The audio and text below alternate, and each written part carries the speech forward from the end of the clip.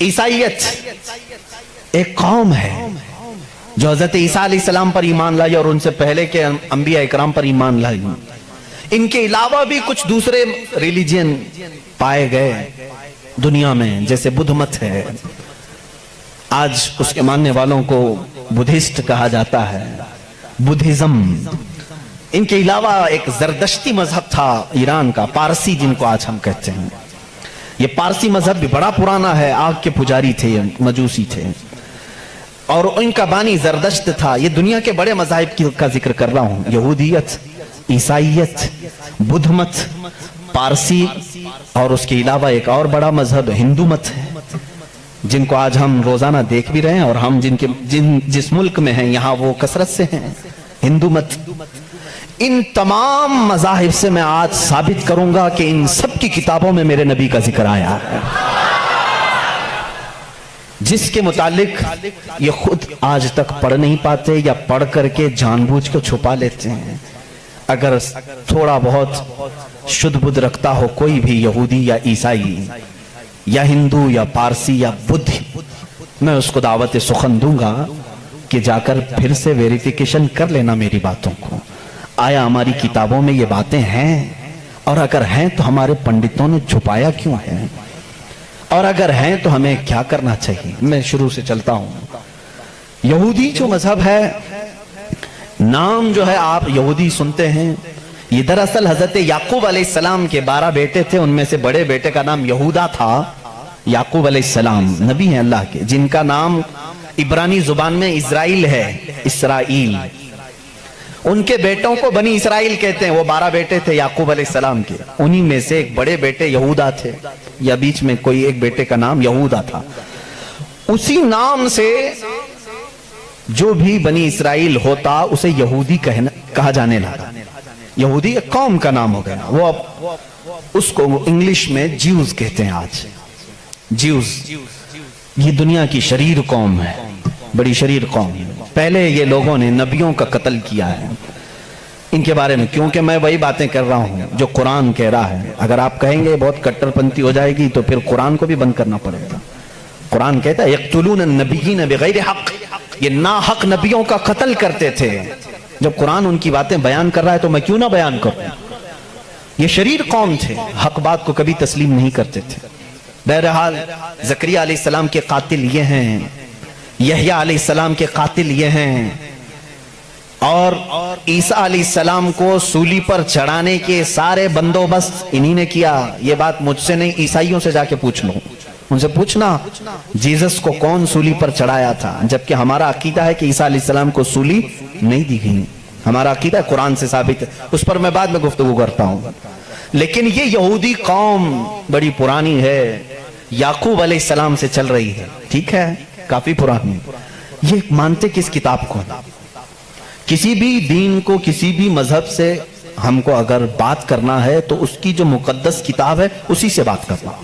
मैं भी उन्हीं से बात करूंगा, हवाई फायरिंग नहीं। जो मुकद्दस किताब तुम्हारे नजदीक है उसी की बातें अगर मैं रखता हूं। यहां महफिल में इतना वक्त नहीं होता, थोड़ी थोड़ी झलकियां मैं दे करके जाऊंगा ताकि जो रिसर्च स्कॉलर हैं वो इसको आगे बढ़ाएं और फिर अपनी तहकीक से लोगों के सामने ये बातों को लाएं। यहूदी कौम जिस किताब को मुकद्दस मानती है वो तौरात है जो मूसा अलैहिस्सलाम पर नाजिल हुई, और ज़बूर है जो हजरत दाऊद अलैहिस्सलाम पर नाजिल हुई। इन किताबों के मजमुए को आज इंग्लिश में ओल्ड टेस्टामेंट कहा जाता है। ये किताबें मार्केट में दस्तयाब हैं, इनको क्या कहते हैं? Old testament. तकरीबन इस किताब में जो अलग अलग छोटी छोटी किताबों को मिलाया गया है 73 किताबों का मजमुआ है ओल्ड टेस्टामेंट। जैसे कुरान में 30 पारे हैं ना, पहला पारा, दूसरा पारा, तीसरा पारा, इस तरह से उसमें पारे समझ लें या अलग अलग टॉपिक्स। ये कितने हैं? 73 हैं। उसमें भी उनका बड़ा इख्तिलाफ है, मैं सारे इख्तिलाफात नहीं बता सकता आज, लेकिन कुरान में सबका इत्तेफाक है, चाहे वो शिया हो, देवबंदी हो, वहाबी हो, अहले हदीस हो, कोई भी हो। जो अकीदा हम रखते हैं अहले सुन्नत व जमात के कुरान के 30 पारे हैं, सबका इस बात पर इत्तेफाक है। लेकिन ओल्ड टेस्टामेंट पर सबका इत्तेफाक नहीं। उनमें से कुछ मजहब 73 मानते हैं, कुछ 66 मानते हैं, 66 मानते हैं, कुछ लोग 27 मानते हैं। बहरहाल اولڈ ٹیسٹمنٹ میں ایک باب ہے جس کو استثناء کہتے ہیں، ایک پارے کا نام ہے، ایک کتاب کا، ایک جز کا، جس کو ڈیوٹرونومی انگلش میں کہتے ہیں۔ اس میں ایک آیت آئی ہے۔ آیت ظاہر سی بات اللہ کی ہے، آیت اللہ کی ہے اور موسیٰ علیہ السلام پر نازل ہو رہی ہے۔ اللہ تعالیٰ فرما رہا ہے، اے موسیٰ، میں تمہارے بعد تمہارے بھائیوں سے مراد نبیوں میں ایک ایسا نبی بھیجوں گا جو تمہاری ہی طرح سے ہوگا، تمہاری ہی طرح سے ہوگا، لیکن میں اس کے منہ میں اپنی زبان رکھ دوں گا۔ اور دوسری آیت آتی ہے کہ وہ فاران کی چوٹیوں سے چمکے گا۔ یہ فاران کیا ہے؟ یہ فاران کی چوٹیاں کہتے ہیں مکہ مکرمہ میں جو اب پہاڑ ہے، جبل کعبہ، جو خانہ کعبہ کے قریب، انہوں نے اس کو سب ختم کر دیا، آج وہاں پر بادشاہوں کے محلات بنے ہوئے ہیں۔ وہاں فاران کی چوٹیاں کہا جاتا تھا کہ وہ مکہ کا ایک پہاڑ ہے، اور مقدس کتاب اولڈ ٹیسٹمنٹ میں کہا جا رہا ہے کہ وہ چمکے گا کہاں سے؟ فاران کی چوٹیوں سے۔ اب میں اس کی طرف آتا ہوں۔ بیچارے عیسائی کہنے لگے کہ یہ جو بشارت آئی ہے موسیٰ علیہ السلام کو، اس سے مراد ہمارے نبی عیسیٰ علیہ السلام ہیں۔ یہ منہ میاں مٹھو بنتے ہیں۔ اس طور پر اللہ نے کیا فرمایا؟ اے موسیٰ، میں تمہاری ہی طرح ایک رسول بھیجوں گا۔ تمہاری ہی طرح سے مراد کیا ہے؟ عیسیٰ علیہ السلام موسیٰ علیہ السلام کی طرح بالکل نہیں تھے، کیونکہ موسیٰ علیہ السلام کی ماں بھی تھے، باپ بھی تھے۔ عیسیٰ علیہ السلام کی صرف ماں ہے اور باپ نہیں ہے۔ اگر ماں اور باپ والا کوئی رسول ہے تو وہ محمد عربی صلی اللہ علیہ وسلم، میرے آقا کی ماں بھی ہیں، باپ بھی ہیں۔ موسیٰ علیہ السلام کی طرح عیسیٰ علیہ السلام نہیں ہو سکتے۔ یہ میں کرسچن سے کہہ رہا ہوں، عیسائیوں سے کہہ رہا ہوں، جو یہ کہتے ہیں کہ موسیٰ کی بشارت میں ہمارے نبی کا ذکر آیا ہے۔ میں کہہ رہا ہوں نہیں، اس لیے کہ موسیٰ علیہ السلام کی شادی بھی ہوئی تھی، بچے بھی ہوئے تھے۔ عیسیٰ علیہ السلام کی شادی بھی نہیں ہوئی، بچے بھی نہیں ہوئے، وہ 33 سال کی عمر میں آسمانوں پر اٹھا لیے گئے۔ لیکن اگر موسیٰ علیہ السلام کی طرح شادی اور بچے والا کوئی رسول ہے، وہ محمد عربی صلی اللہ علیہ وسلم۔ شادی بھی کیا ہے آپ نے، بچے بھی فرمائے۔ اور دوسری آیت جو موسیٰ علیہ السلام سے یہ کہی گئی کہ وہ فاران کی چوٹیوں سے چمکے گا، میرے عزیزو، اس کا مصداق کوئی دوسرا نبی ہو ہی نہیں سکتا۔